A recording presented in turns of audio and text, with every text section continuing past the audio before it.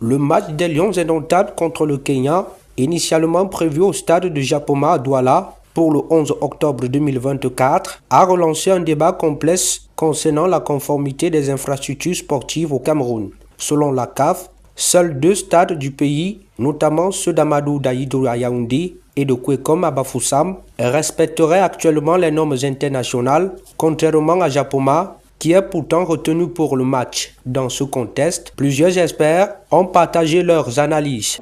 La CAF, pour la prochaine période FIFA, très embarrassée la dernière fois, a décidé d'envoyer une mission d'inspection surprise ici, parce que même pour le choix des prochains matchs des Lions, la FECAFOOT avait choisi Japoma.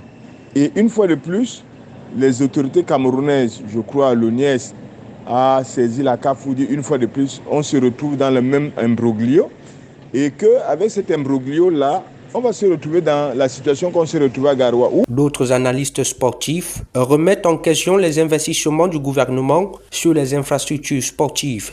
Après, maintenant, sur le plan pratique, souvenez-vous que c'est lors de la construction de ces édifices presque pharaoniques qu'on a entendu des choses telles qu'un sac de ciment coûte 16 000 francs. Un camion de sable coûtait 200 000 francs, des choses comme ça. Ça avait déjà annoncé la couleur, c'est-à-dire que les gens ont profité de cette aubaine, entre guillemets, donnée par le chef de l'État pour s'enrichir. La situation actuelle des stades est dramatique. Je pense que, heureusement d'ailleurs qu'il y a eu la réaction des émissaires de la CAF qui sont arrivés au Cameroun. Parce que s'il n'y avait pas eu cette présence, il n'est pas sûr qu'on aurait une réelle visibilité sur la situation de nos stades.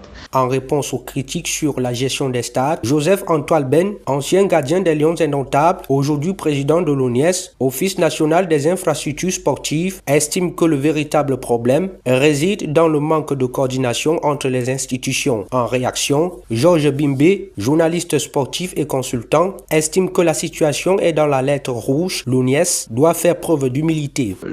Je pense que la solution réside sur une franche collaboration avec la fédération qui pour le moment gère les championnats et qui programme les matchs. Je suis désolé, les banques, les mariages et tout le reste, c'est pas suffisant pour entretenir des stades. La preuve, on se retrouve avec 2 stades qui ne sont pas avec moins de 3 stades homologués.